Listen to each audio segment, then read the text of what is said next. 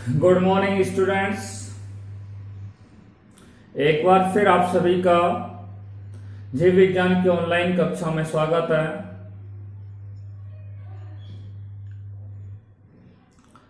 देखिए, जूलॉजी की जो प्रथम इकाई है उस पर हम आपसे डिस्कस करते हुए आ रहे हैं। जूलॉजी की जो प्रथम इकाई है उसका नाम है, जो हम जूलॉजी पर आपसे बातचीत करते हैं उसकी प्रथम इकाई का जो फर्स्ट यूनिट है, उस फर्स्ट यूनिट के अंदर 5 चैप्टर्स हैं और इस फर्स्ट इकाई का नाम है human physiology first. Human physiology first, ठीक है, मानव कार्य की प्रथम। और ये मानव कार्य की जो प्रथम है, इसमें से बोर्ड एग्जाम्स के दौरान 7 अंक के प्रश्न पूछे जाते हैं।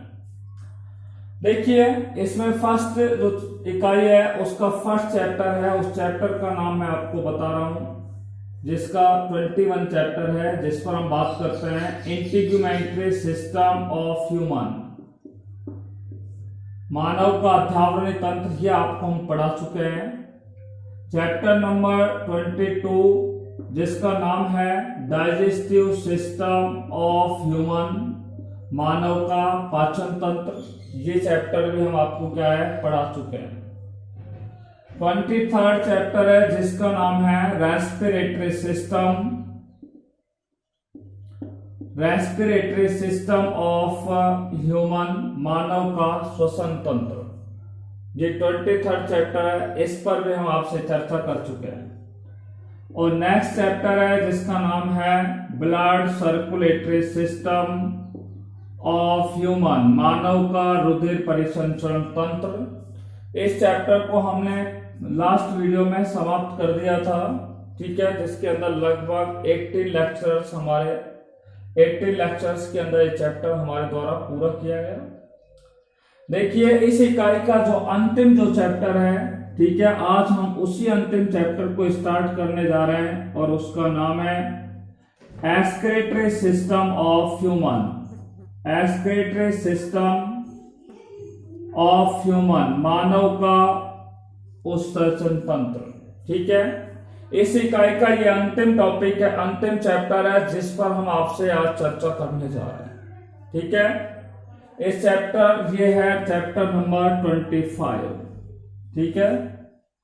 तो डियर स्टूडेंट, आज जो हम नेक्स्ट चैप्टर स्टार्ट करने जा रहे हैं जिसका नाम है एक्सक्रीटरी सिस्टम ऑफ ह्यूमन, ठीक है, मानव का उत्सर्जन तंत्र। और ये मानव का उत्सर्जन जो तंत्र है, इस पर आपसे बात करेंगे। इसमें भी हम बात करेंगे कि उत्सर्जन क्या है, what is the meaning of excretion, ठीक है। उत्सर्जन के बाद उत्सर्जी अंगों पे बात करेंगे, उत्सर्जन तंत्र पर बात करेंगे। उसके बाद नाइट्रोजनी अपशिष्ट पदार्थों का निष्कासन कैसे होता है, साथ में नाइट्रोजनी अपशिष्ट पदार्थों के आधार पर जीवों का वर्गीकरण कैसे किया जाता है। उसके पश्चात मानव के अंदर मुख्य नाइट्रोजन उत्सर्जी अंग का नाम बताएंगे जिसका नाम होता है वृक्क। उस वृक्क की आंतरिक और बाह्य संरचना के बारे में हम अध्ययन करेंगे।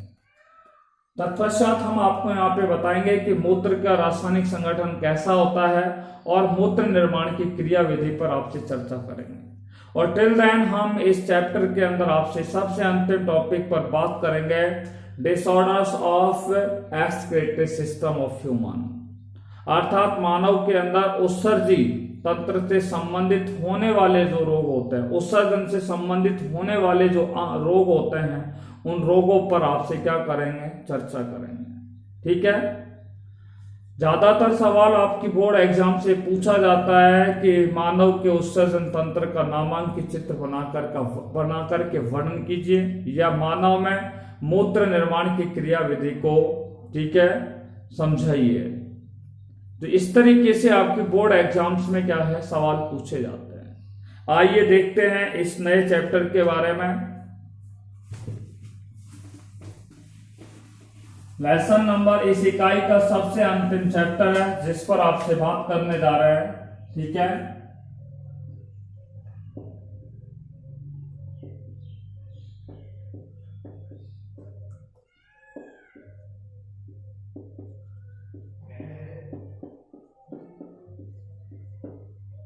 लेसन नंबर या चैप्टर नंबर हमारा हो गया 25 और इस 25 का नाम है एक्सक्रीटरी सिस्टम ऑफ ह्यूमन, मानव का उत्सर्जन तंत्र। ठीक है, और सबसे पहले आज जो हम पढ़ने जा रहे हैं उस टॉपिक का नाम है एक्सक्रीशन। Meaning of excretion. ठीक है, मीनिंग ऑफ एक्सक्रीशन पर हम आपसे चर्चा करने जा रहे हैं। उत्सर्जन का क्या अर्थ है? ठीक है, what is the meaning of excretion. ठीक है, सीधी परिभाषा अगर हम बोलना चाहें, the process in which removing the waste product from the body that is called excretion. ठीक है, रिमूविंग द वेस्ट प्रोडक्ट और eliminating the waste product from the body that is known as excretion. पर इसको हम समझाने का प्रयास कर रहे हैं कि उत्सर्जन क्या है। देखो, सजीवों का एक महत्वपूर्ण लक्षण होता है, आप अच्छी तरीके से जानते हैं। जो लिविंग्स होते हैं उनका एक महत्वपूर्ण कैरेक्टर क्या होता है कि उनके अंदर उपापचय की क्रिया पाई जाती है। सजीवों में कौन सी क्रिया पाई जाती है? उपापचय की क्रिया पाई जाती है, मेटाबॉलिज्म की क्रिया पाई जाती है। ठीक है, मेटाबॉलिज्म जो है वो कैटाबॉलिज्म और एनाबॉलिज्म से, उपचय और अपचय की क्रिया से, कैटाबॉलिज्म और एनाबॉलिज्म की क्रिया से बना होता है। यानी कि कैटाबॉलिज्म और एनाबॉलिज्म की सामूहिक क्रिया को क्या कहा जाता है? मेटाबॉलिज्म कहा जाता है। उपापचय किसे कहते हैं? अपचय और उपचय की क्रिया को, अपचय और उपचय की सामूहिक क्रिया को क्या कहा जाता है? उपापचय कहा जाता है। जिसमें आपको लास्ट क्लासेस में हमने आपको बताया कि जिसमें जटिल कार्बनिक पदार्थ जो होते हैं, ठीक है, या जटिल भोज्य पदार्थ सरल भोज्य पदार्थों में परिवर्तित हो जाते हैं, या फिर सरल भोज्य पदार्थ जटिल भोज्य पदार्थों में परिवर्तित हो जाते हैं। ये कौन सी क्रिया कहलाती है? आपकी उपापचय की क्रिया कहलाती है। तो सजीवों का एक महत्वपूर्ण लक्षण होता है जिसे उपापचय कहते हैं। ठीक है, सजीवों में अनेक उपापचयी क्रियाएं होती हैं। सजीवों में कौन कौन सी उपापचयी क्रियाएं होती हैं? खासतौर से पाचन की क्रिया होती है, श्वसन की क्रिया होती है, उत्सर्जन की क्रिया होती है। ये सारी क्रियाएं क्या हैं? उपापचयी क्रियाएं। ठीक है, तो मानव के अंदर पाचन की क्रिया है, वो एक उपापचयी क्रिया है, श्वसन की क्रिया है, वो भी उपापचयी क्रिया है, और क्या नाम से आपको बता दें, उत्सर्जन की क्रिया है, वो भी कौन सी क्रिया है? एक उपापचयी क्रिया है। इसलिए हम कह सकते हैं कि मानव का जो शरीर होता है, मानव का जो शरीर होता है, ठीक है, शरीर के द्वारा भोजन ग्रहण किया जाता है। भोजन के रूप में कार्बोहाइड्रेट है, प्रोटीन है, वसा है। ठीक है, जब प्रोटीन का उनके द्वारा सेवन किया जाता है तो प्रोटीन का उनके शरीर में क्या होता है? पाचन होता है, अर्थात उनमें उपापचयी क्रियाएं होती हैं। और प्रोटीन के उपापचय की क्रिया के फलस्वरूप क्या बनते हैं? नाइट्रोजनी अपशिष्ट पदार्थों का क्या होता है? निर्माण होता है। ठीक है, कौन से पदार्थों का निर्माण होता है? नाइट्रोजनी अपशिष्ट पदार्थों का क्या होता है? निर्माण होता है। तो हमने कहा कि मानव के शरीर में, जैसे हमने कार्बोहाइड्रेट के, आपको प्रोटीन का उदाहरण दिया, भाई हमने प्रोटीन को भोज्य पदार्थ के रूप में ग्रहण किया, तो उस प्रोटीन का हमारे शरीर में ऑक्सीकरण होगा, पाचन होगा, उपापचय की क्रिया होगी, और उपापचय की क्रिया के फलस्वरूप नाइट्रोजनी अपशिष्ट पदार्थों का क्या होता है? निर्माण होता है। तो इसी तरीके से हम कह रहे हैं कि मानव का जो शरीर होता है उसमें क्या होती है? उपापचयी क्रियाएं होती है। ठीक है, कौन सी क्रिया होती है? उपापचयी क्रियाएं होती है। और उपापचयी क्रियाओं के फलस्वरूप मानव के शरीर के अंदर किन का निर्माण होता है? किन का निर्माण होता है? अपशिष्ट पदार्थों का निर्माण होता है। कौन से पदार्थों का निर्माण होता है? अपशिष्ट पदार्थों का निर्माण होता है। बात क्लियर सुनना आगे होगी कि मानव के शरीर में उपापचयी क्रियाओं के फलस्वरूप अपशिष्ट पदार्थ बनते हैं। और कौन कौन से अपशिष्ट पदार्थ बनते हैं? देखो, मानव के अंदर कार्बन डाइऑक्साइड अपशिष्ट पदार्थ के रूप में बाहर निकलता है। जल जो होता है वो अपशिष्ट पदार्थ के रूप में शरीर से बाहर निकलता है। साथ में नाइट्रोजनी अपशिष्ट पदार्थ होते हैं। कौन से अपशिष्ट पदार्थ होते हैं? नाइट्रोजनी अपशिष्ट पदार्थ। आपको बता दें, नाइट्रोजनी अपशिष्ट जो पदार्थ होते हैं, नाइट्रोजीनस वेस्ट प्रोडक्ट जो होते हैं, ये 3 प्रकार के होते हैं। एक होता है अमोनिया, दूसरा होता है यूरिया NH2CO NH2, और तीसरा होता है यूरिक एसिड। यानी कि नाइट्रोजनीय अवशिष्ट पदार्थ कौन कौन से होते हैं? ये तीन होते हैं, अमोनिया होता है, यूरिया होता है और यूरिक अम्ल होता है। आपको पता है कार्बन डाइऑक्साइड और जो जल होता है ये तो श्वसन की क्रिया के माध्यम से, साथ में मलमूत्र और पसीने के माध्यम से मानव के शरीर से क्या कर दिए जाते हैं? बाहर निकाल दिए जाते हैं। भाई कार्बन डाइऑक्साइड होते हैं वो श्वसन की क्रिया के माध्यम से बाहर निकाल दिए जाते हैं। जल होता है और कार्बन डाइऑक्साइड होती है, ये मलमूत्र के रूप में और पसीने के रूप में मानव के शरीर से क्या होता है? ये बाहर निकल जाते हैं। मानव के शरीर से क्या होता है? बाहर निकल जाते हैं। जल होता है, पानी होता है, ठीक है, वो पसीने के रूप में शरीर से क्या होता है? बाहर निकलता है। ये नाइट्रोजनीय अवशिष्ट पदार्थ होते हैं जिनका नाम मैंने आपको बताया। भैया मानव के शरीर में उपापचयी क्रिया हुई, उपापचयी क्रिया होने पर अवशिष्ट पदार्थों का निर्माण हुआ। और कौन कौन से अवशिष्ट पदार्थों का निर्माण हुआ? कार्बन डाइऑक्साइड का निर्माण हुआ, जल का निर्माण हुआ और नाइट्रोजनीय अवशिष्ट पदार्थों का निर्माण हुआ। नाइट्रोजनीय अवशिष्ट पदार्थ तीन प्रकार के होते हैं, अमोनिया, यूरिया और यूरिक अम्ल। कार्बन डाइऑक्साइड और जल जो होता है इसको श्वसन की क्रिया के माध्यम से, ठीक है, मलमूत्र और पसीने के माध्यम से शरीर से क्या कर दिया जाता है? बाहर निकल दिया जाता है। ये नाइट्रोजनीय अवशिष्ट पदार्थ जो होते हैं ये कैसे होते हैं? मानव के शरीर के लिए बहुत ही हानिकारक होते हैं। ये मानव के शरीर के अंदर इनको क्या है? रोका नहीं जा सकता, इनको संचित नहीं किया जा सकता, स्टोरेज नहीं किया जा सकता। इसलिए मानव के शरीर के अगर इनको हम रोक लेंगे, इनको हमारे शरीर में संचित कर लेंगे तो ये मानव के शरीर के लिए कैसे होता है? हानिकारक होता है। इसलिए इन्हीं नाइट्रोजन अवशिष्ट पदार्थों को शरीर से हम क्या कर देते हैं? बाहर निकाल देते हैं। और इन नाइट्रोजनीय अवशिष्ट पदार्थों को शरीर से बाहर निकालने की क्रिया को हम क्या कहते हैं? उत्सर्जन कहते हैं। क्या कहते हैं? उत्सर्जन कहते हैं। That is known as excretion. एक बार हमने एक्सक्रेशन की प्रोसीजर समझा दिया कि भैया शरीर के अंदर उपापचयी क्रिया हुई। उपापचयी क्रिया कब हुई? जब मानव के द्वारा क्या है? पोषण किया जाता है, ठीक है, भोजन ग्रहण किया जाता है। भोजन के रूप में वो कार्बोहाइड्रेट है, प्रोटीन है, वसा है, खनिज लवण। मैंने आपको एक एग्जांपल दिया था कि प्रोटीन को आप भोज्य पदार्थ के रूप में जब ग्रहण कर लेते हैं तो आपके आमाशय के अंदर, ठीक है, आपकी छोटी आंत के अंदर उनका क्या होता है? पाचन होता है, अर्थात वहां पे उपापचयी क्रियाएं होती हैं और उपापचयी क्रियाओं के फलस्वरूप नाइट्रोजनीय अवशिष्ट पदार्थों का क्या होता है? निर्माण होता है, ठीक है। और ये नाइट्रोजनीय अवशिष्ट जो पदार्थ होते हैं ये मानव के शरीर के लिए कैसे होते हैं? हानिकारक होते हैं। इसलिए इन हानिकारक पदार्थों को शरीर से क्या किया जाता है? बाहर निकाला जाता है, ठीक है। अब बाहर निकालने की क्रिया को उत्सर्जन कहते हैं। अब इनको बाहर निकालने वाले जो अंग होते हैं उन अंगों को कहा जाता है उत्सर्जन। इन अवशिष्ट पदार्थों को शरीर से बाहर निकालने वाले कुछ अंग होते हैं, जिन अंगों को कौन से अंग कहा जाता है? उत्सर्जी अंग कहा जाता है। अभी हम उत्सर्जी अंग की परिभाषा भी आपको निकाल के बताएंगे, ठीक है। क्या कहते हैं उन्हें? उत्सर्जी अंगों के नाम से जाना जाता है। और ये उत्सर्जी अंग जो होते हैं वो मिलकर के एक तंत्र का निर्माण, उत्सर्जी अंग होते हैं वो मानव के शरीर में एक तंत्र का निर्माण करते हैं, जिस तंत्र को कौन सा तंत्र कहते हैं? उत्सर्जन तंत्र कहते हैं। कौन सा तंत्र कहते हैं? एक्सक्रीटरी सिस्टम कहते हैं। आइए तो हम बारी बारी से हम तीनों पर बात करते हैं, ठीक है। सबसे पहले बात कर रहे हैं उत्सर्जन किसे कहते हैं। उत्सर्जन वह प्रक्रिया होती है, उत्सर्जन वह प्रक्रिया होती है, ठीक है, जिसमें उपापचयी क्रियाओं के फलस्वरूप बनने वाले नाइट्रोजनीय अवशिष्ट पदार्थों को शरीर से बाहर निकालने की क्रिया को क्या कहा जाता है? उत्सर्जन कहा जाता है, ठीक है।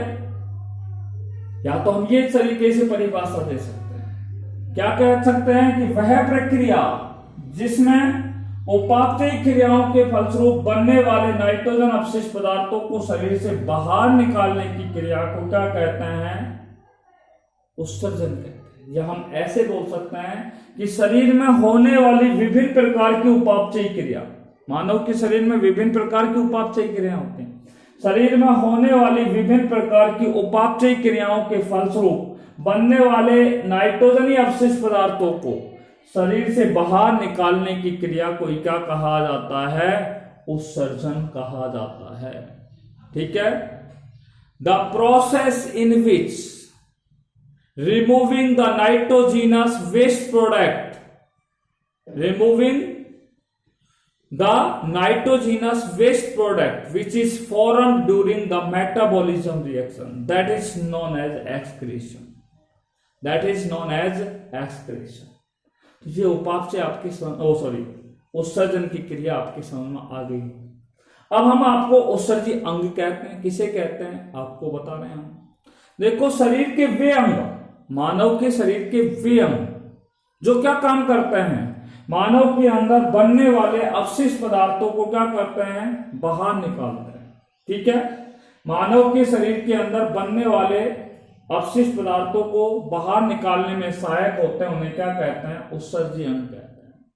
तो उत्सर्जी अंग की परिभाषा क्या हुई कि शरीर के वे अंग जो अवशिष्ट पदार्थों को शरीर से बाहर निकालने में क्या होते हैं? सहायक होते हैं, उन्हें क्या कहते हैं? उत्सर्जी अंग कहते हैं। मैंने उत्सर्जी अंग के लिए परिभाषा बताई थी और इसको समझाने के लिए क्या बताया था? प्रोटीन का एग्जांपल दिया कि प्रोटीन के उपापचय की क्रिया के फलस्वरूप नाइट्रोजनी अवशिष्ट पदार्थों का निर्माण होता है और इन नाइट्रोजनी अवशिष्ट पदार्थों को विशेष उत्सर्जी अंगों के द्वारा शरीर से क्या कर दिया जाता है? बाहर निकाल दिया जाता है। विशेष उत्सर्जी अंगों के द्वारा शरीर से बाहर निकालने की क्रिया को क्या कहा जाता है? उत्सर्जी अंग कहा जाता है। इसलिए मैंने बोला कि शरीर के वे अंग जो अवशिष्ट पदार्थों को शरीर से बाहर निकालने में क्या होते हैं? सहायक होते हैं, उन्हें उत्सर्जी अंग कहते हैं। That is known as excretory organs। उसके बाद हम बात करते हैं डेफिनेशन ऑफ excretory सिस्टम। देखिए, उत्सर्जन तंत्र की परिभाषा आपको दे रहे हैं। देखिए, उत्सर्जी अंग जो होते हैं वो मिलकर के एक विशेष प्रकार के तंत्र का निर्माण करते हैं। ठीक है। उत्सर्जी अंग जो होते हैं वो एक विशेष प्रकार के तंत्र का निर्माण करते हैं जो अवशिष्ट पदार्थों को बाहर निकालने में सहायक होते हैं, उसे उत्सर्जन तंत्र कहा जाता है। ठीक है।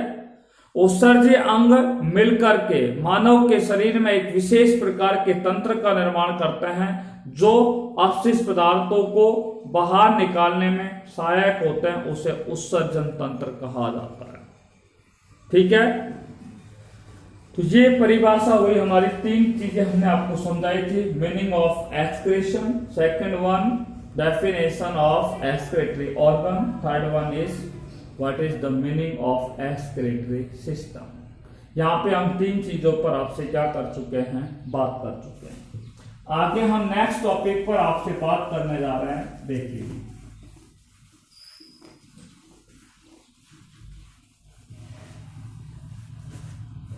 देखिए, नाइट्रोजनी अवशिष्ट पदार्थों का निष्कासन।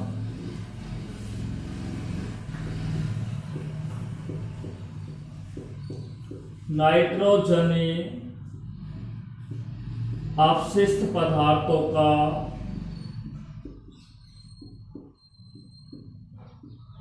निष्कासन, इंग्लिश में बोलेंगे एलिमिनेशन ऑफ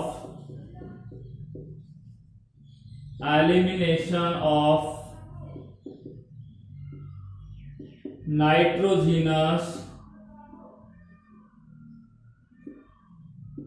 वेस्ट प्रोडक्ट।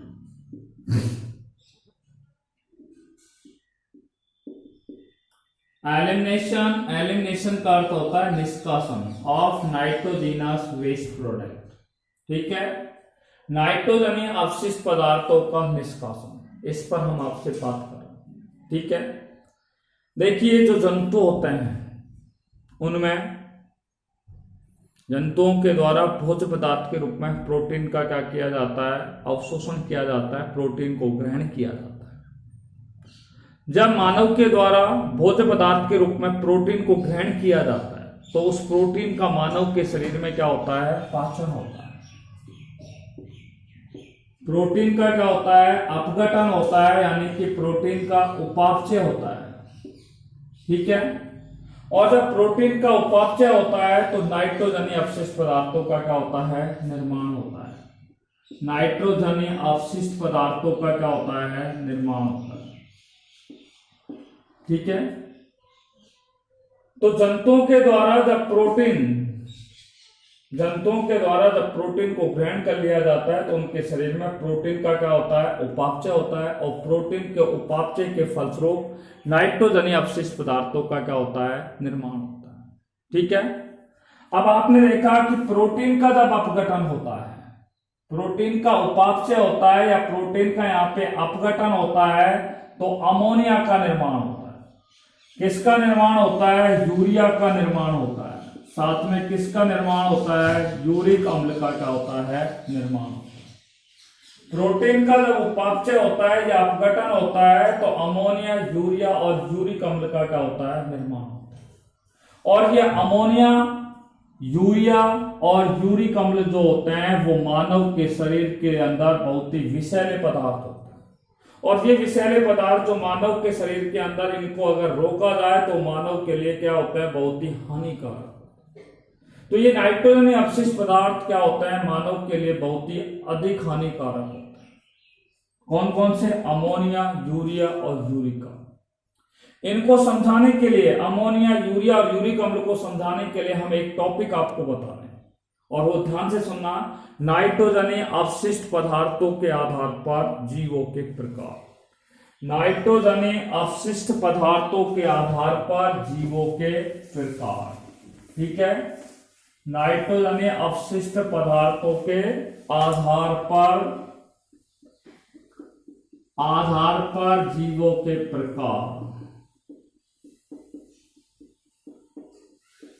देखिए भैया, नाइट्रोजनीय अपशिष्ट पदार्थों के आधार पर जीवों के प्रकार। ठीक है, type of organism on the basis of nitrogenous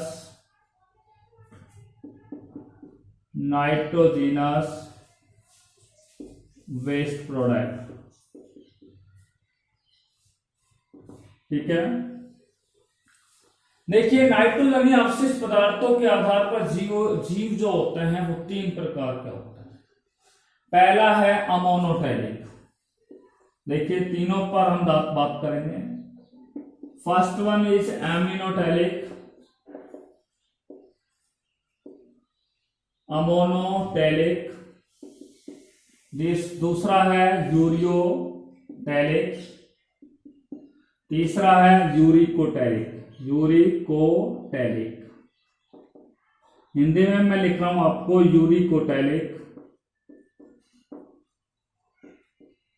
दूसरा है यूरियोटैलिक,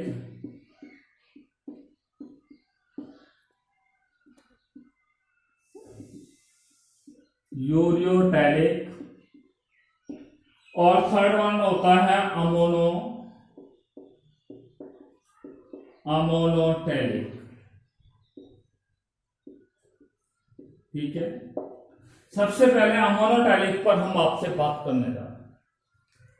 आपने देखा होगा प्रोटोजोआ संघ जंतु होते हैं, अमीबा, पैरामीशियम, यूग्लिना वगैरह। पॉरीफेरा संघ के जंतु होते हैं। ठीक है, एनेलिडा संघ के जंतु होते हैं, आर्थ्रोपोडा संघ के जंतु होते हैं।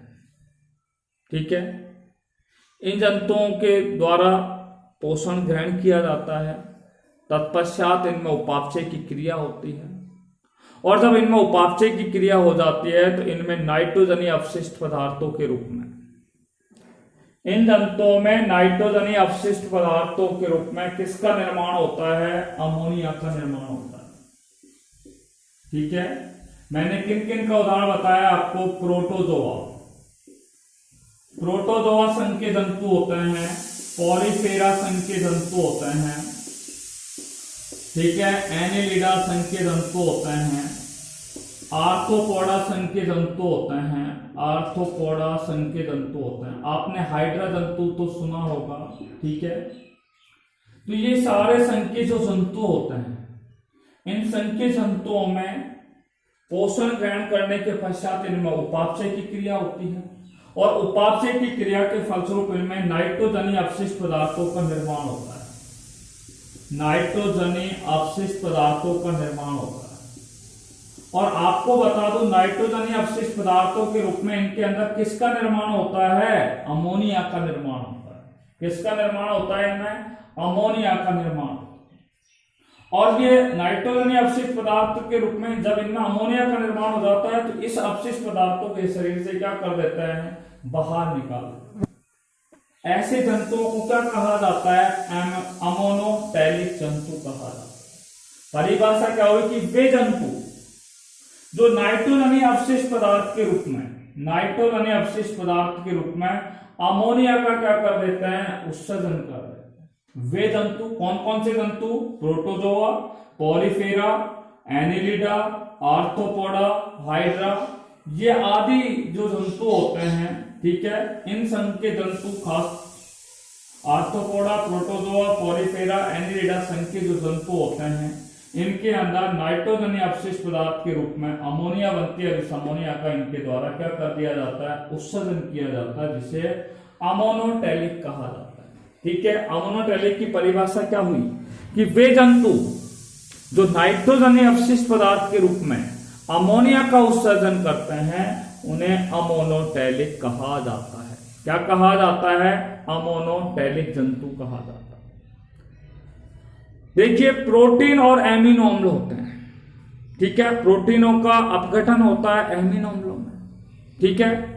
और एमिनो अम्ल जो होते हैं वो आगे जाकर के अपघटित होते हैं और अमोनिया का क्या होता है? निर्माण होता है। इसलिए हम एक लाइन में बोल सकते हैं कि प्रोटीन और एमिनो अम्लों के अपघटन से, प्रोटीन और एमिनो अम्लों के अपघटन से किसका निर्माण होता है? अमोनिया का निर्माण होता है। प्रोटीन और एमिनो अम्लों के अपघटन से या उपापचय की क्रिया से अमोनिया का क्या होता है? निर्माण होता है।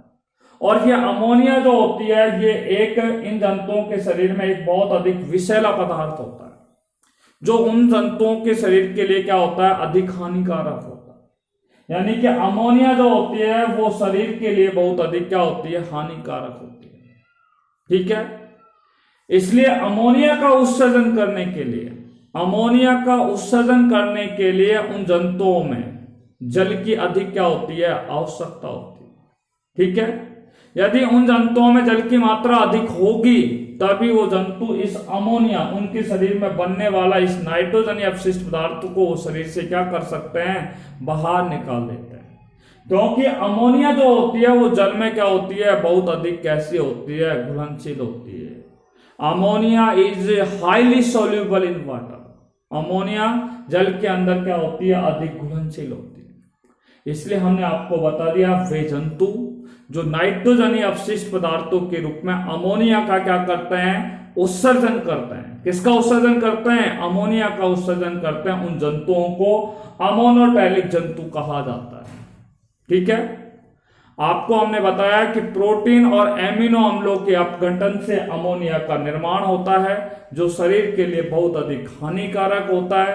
इनके उत्सर्जन के लिए जल की अत्यधिक आवश्यकता होती है और अमोनिया जो होती है वो जल के अंदर क्या होती है? अधिक घुलनशील होती है। I think all of you understand about ammonotelic. Is it clear? अब देखिए मैं बात करता हूं यूरियोटैलिक। देखिए, स्तनधारी जंतु होते हैं। कौन से? Mammals, animals. स्तनधारियों में हम दो जंतुओं के एग्जांपल दे रहे हैं, खास तौर से मानव, खरगोश, कुत्ता, ठीक है, गाय, भैंस, जो भी आपको नजर आते हैं ये स्तनधारी जंतु, ठीक है। तो स्तनधारी जंतु होते हैं, एक तो ध्यान से सुनने की बात। कुछ क्या होते हैं? एम्फीबियन वर्ग के जंतु होते हैं, उभयचर वर्ग के प्राणी होते हैं, उभयचर वर्ग के प्राणी होते हैं। उभयचर को हम बोलते हैं एम्फीबियन, ठीक है। स्तनधारी और उभयचर वर्ग के प्राणी होते हैं। कुछ क्या होती हैं, अस्थिर मछलियां होती हैं, बॉनी फिश होती हैं, और कुछ कैसी होती है, उपास्थि मछलियां होती है। बॉनी फिश होती है, दूसरी कौन सी होती है, कार्टिलेज फिश होती है। कार्टिलेज को बोलते हैं उपास्थि फिश। ठीक है, तो अस्थिर मछलियां और उपास्थि मछलियां, उभयचर और स्तनधारी। ठीक है, इन जंतुओं के द्वारा पोषण ग्रहण किया जाता है। पोषण ग्रहण करने के बाद उनके शरीर में क्या होता है, इन जंतुओं के शरीर में क्या होता है, उपापचय होता है, और उपापचय के फलस्वरूप इनमें भी क्या है, नाइट्रोजनीय अवशिष्ट पदार्थों का निर्माण। और इन जंतुओं में नाइट्रोजनीय अवशिष्ट पदार्थों के रूप में किसका निर्माण होता है, यूरिया का निर्माण होता है। यूरिया का सूत्र है NH2CO NH2। किसका निर्माण होता है, यूरिया का निर्माण। और इस यूरिया को ये जंतु अपने शरीर से क्या कर देते हैं, बाहर निकाल देते हैं, उत्सर्जित कर देते हैं। उसे क्या कहते हैं, यूरियोटैलिक जंतु कहते हैं। अर्थात वे जंतु जो नाइट्रोजनीय अवशिष्ट पदार्थ के रूप में यूरिया का क्या करते हैं, उत्सर्जन करते हैं। वे जंतु कौन कौन से जंतु, स्तनधारी, खासतौर से मानव यूरियोटैलिक प्राणी होता है, खरगोश यूरियोटैलिक प्राणी होता है, उभयचर एम्फीबियंस, बॉनी फिश अस्थिर मछलियां, और उपास्थि मछलियां, ये ऐसे जंतु होते हैं जिनमें नाइट्रोजनीय अवशिष्ट पदार्थ के रूप में यूरिया का निर्माण होता है, जिसे यूरियोटैलिक जंतु कहते हैं। तो वे जंतु जो नाइट्रोजनीय अवशिष्ट पदार्थ के रूप में यूरिया का उत्सर्जन करते हैं, उन्हें क्या कहते हैं, यूरियोटैलिक जंतु कहते हैं। क्या कहते हैं, यूरियोटैलिक जंतु कहते हैं। देखिए, यूरिया जो होता है वो अमोनिया की तुलना में, कैसा होता है, अधिक विषैला होता है। यूरिया की तुलना में अमोनिया कैसी होती है, यूरिया जो होता है वो अमोनिया की तुलना में कम विषैला होता है। या हम यूं कह सकते हैं कि अमोनिया जो होती है वो यूरिया की तुलना में अधिक कैसी होती है, विषैला होता है, विषैला पदार्थ होता है। ठीक है, तो ये अमोनिया जो होती है ये क्या होता है, अधिक विषैला होता है। किसकी तुलना में, यूरिया की तुलना में। तो हम कह सकते हैं यूरिया अमोनिया की तुलना में कम विषैला पदार्थ होता है। अब ये कम विषैला पदार्थ है, तो इसको हम मानव के शरीर में अधिक समय तक इसको क्या किया जा सकता है, रोका जा सकता है। यूरिया को शरीर के अंदर अधिक समय तक क्या है, रोका जा सकता है। ठीक है, यूरिया भी आपको पता है अमोनिया की तरह जल के अंदर क्या होता है, घुलनशील होता है। यूरिया भी अमोनिया की तरह क्या होता है, अधिक घुलनशील होता है। यूरिया खाद आप डालते हो, अपनी हथेली में लेना, ठीक है, और जैसे ही उसके ऊपर पानी गिरेगा तो आप देखना वो पानी के अंदर क्या हो जाएगा, कुछ ही समय के अंदर घुल जाएगा, सोल्यूबल है। तो यूरिया कैसा होता है, जल में घुलनशील होता है। इसलिए आपको बता दूं कि यूरिया जल के अंदर घुलनशील होता है। इसलिए आपको बता दें कि यूरिया का उत्सर्जन करने के लिए अधिक जल की आवश्यकता नहीं होती। ठीक है, अधिक जल की आवश्यकता नहीं होती है। जबकि अमोनोटैलिक जंतुओं में तो अमोनिया का उत्सर्जन होता है, अमोनिया जल में घुलनशील होती है, इसलिए अमोनिया का उत्सर्जन करने के ज्यादा जल की आवश्यकता होती है, अधिक जल की आवश्यकता होती है। परंतु यूरिया के उत्सर्जन के लिए कम जल की क्या होती है, आवश्यकता होती है। ठीक है, ज्यादा आवश्यकता यहां पर नहीं होती है। अधिकांशतः जो स्थलीय जंतु होते हैं, वो अमोनिया को यूरिया में क्या कर देते हैं, बदल देते हैं। अधिकांशतः जो स्थलीय जंतु होते हैं, टेरेस्ट्रियल एनिमल्स होते हैं, वो अमोनिया को किस में बदल देते हैं, यूरिया के अंदर क्या कर देते हैं, परिवर्तित कर देते हैं। तो हमने आपको बताया यूरियोटैलिक जंतु किसे कहते हैं, वे जंतु, ठीक है, वे जंतु जिनमें नाइट्रोजनीय अवशिष्ट पदार्थ के रूप में यूरिया का निर्माण होता है, और वे जंतु नाइट्रोजनीय अवशिष्ट पदार्थ के रूप में यूरिया का क्या करते हैं, उत्सर्जन करते हैं। यूरिया अमोनिया की तुलना में कम विषैला होता है, इसलिए इनके उत्सर्जन के लिए अधिक जल की आवश्यकता नहीं होती है। स्थलीय जंतु जो होते हैं वो अमोनिया को, ठीक है, यूरिया में परिवर्तित कर देते हैं, और यूरिया को शरीर के अंदर अधिक समय तक रोका जा सकता है। यूरिया भी जल के अंदर कैसा होता है, घुलनशील होता है। ठीक है, देखिए यूरियोटैलिक के बाद हम अगले बिंदु पर बात कर रहे हैं यूरिकोटैलिक। ठीक है, यूरिकोटैलिक एनिमल्स कौन से होते हैं? जितने भी इंसेक्ट होते हैं, कीड़े मकोड़े होते हैं, ठीक है, कीट होते हैं, खासतौर से आर्थ्रोपोडा संघ के जंतु होते हैं। ठीक है, कीट यानी कि आर्थ्रोपोडा संघ के जंतु। एक तो ये हो गया। दूसरा है रेप्टाइल्स, जिनको बोलते हैं सरीसृप, रेप्टिलिया।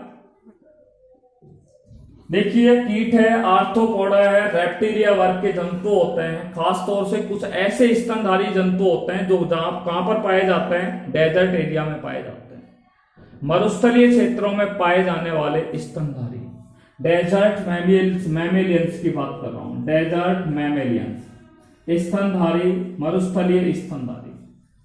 ये कीट है, आर्थ्रोपोडा संघ के जंतु होते हैं, रेप्टिलिया वर्ग के जंतु होते हैं और खास तौर से मरुस्थलीय स्तनधारी जंतु होते हैं। इन जंतुओं में क्या होता है? उपापचय की क्रिया के फलस्वरूप नाइट्रोजनी अपशिष्ट पदार्थ बनते हैं और इनमें नाइट्रोजनी अपशिष्ट पदार्थ के रूप में किसका निर्माण होता है? यूरिक अम्ल का निर्माण होता है। कौन से अम्ल का निर्माण होता है? यूरिक अम्ल का निर्माण होता है। ठीक है, और ये जंतु क्या काम करते हैं? यूरिक अम्ल को शरीर से क्या कर देते हैं? बाहर निकाल देते हैं। उन्हें क्या कहते हैं? यूरियोटैलिक जंतु कहते हैं। वे जंतु जो नाइट्रोजनी अपशिष्ट पदार्थ के रूप में यूरिक अम्ल का उत्सर्जन करते हैं उन्हें क्या कहते हैं? यूरिकोटैलिक जंतु कहते हैं। वे जंतु जो नाइट्रोजनी अपशिष्ट पदार्थ के रूप में यूरिया का उत्सर्जन करते हैं उन्हें यूरिकोटैलिक जंतु कहा जाता है। बात समझ में आ गई? देखिए यूरिकोटैलिक जो जंतु होते हैं इनमें आपको बता दूं यूरिक अम्ल का तो निर्माण हो गया, परंतु यूरिक अम्ल अधिक विषैला नहीं होता है। इसको हम, ठीक है, क्यों? ये अधिक विषैला नहीं होता है, इसलिए इसे हम शरीर के अंदर इसे बहुत अधिक समय तक इस यूरिक अम्ल को क्या कर सकते हैं? रोक सकते हैं, संचित कर सकते हैं, संग्रहित कर सकते हैं। ये जल में कैसा होता है? एक्रुलनशील होता है, नॉन सोल्यूबल इन वाटर, ठीक है, या अनसोल्यूबल इन वाटर, और इसके उत्सर्जन के लिए जल की आवश्यकता बिल्कुल नहीं होती है। ठीक है, यूरिक अम्ल के उत्सर्जन के लिए जल की आवश्यकता नहीं होती। आपको हम बता दें उत्सर्जन जो होता है वो ठोस अवस्था में भी हो सकता है और द्रव अवस्था में भी हो सकता है, तरल अवस्था में भी हो सकता है। उत्सर्जन जो होता है, जो उत्सर्जित पदार्थ होते हैं, वेस्ट प्रोडक्ट होते हैं, वो तरल अवस्था में भी हो सकते हैं और ठोस अवस्था के अंदर भी हो सकता है। इसलिए यूरिकोटैलिक आपको सुनना आ गया होगा कि वे जंतु जो नाइट्रोजनी अपशिष्ट पदार्थ के रूप में यूरिक अम्ल का उत्सर्जन करते हैं उन्हें यूरिकोटैलिक जंतु कहते हैं। ठीक है, यूरिक अम्ल कम विषैला होता है, इस कारण से इसे शरीर के अंदर अधिक समय तक संचित किया जा सकता है, रोका जा सकता है। यह जल के अंदर कैसा होता है? एक्रुलनशील होता है और इसके उत्सर्जन के लिए जल की कोई आवश्यकता नहीं होती है। तो आपको हमने बताया था कि नाइट्रोजनी अपशिष्ट पदार्थों के आधार पर जीवों के प्रकार, और जीव कितने प्रकार के होते हैं? 3 प्रकार के, एमिनोटैलिक, यूरियोटैलिक और यूरिकोटैलिक के नाम से इन्हें जाना जाता है। ठीक है, देखिए आज से हमने जो आपको बताया वो उत्सर्जन क्या है, उत्सर्जी अंग क्या है, उत्सर्जन तंत्र क्या है। उसके पश्चात हमने अब आपको बताया कि नाइट्रोजनी अपशिष्ट पदार्थों का निष्कासन, elimination of nitrogenous waste product, और सबसे अंतिम जो बिंदु आपको पढ़ाया है नाइट्रोजनी अपशिष्ट पदार्थों के आधार पर जीवों के प्रकार। ठीक है, type of organism on the basis of nitrogenous waste product, और उसके आधार पर जंतुओं को 3 भागों के अंदर क्या है? बांटा गया। ठीक है, आज की क्लास में यदि आपको किसी प्रकार की समस्या हो तो आप पूछ सकते हैं। ठीक है, आज की क्लास हम यहीं पर ही समाप्त करते हैं। Till then take care bye corona, be safe at your home. Thanks very much.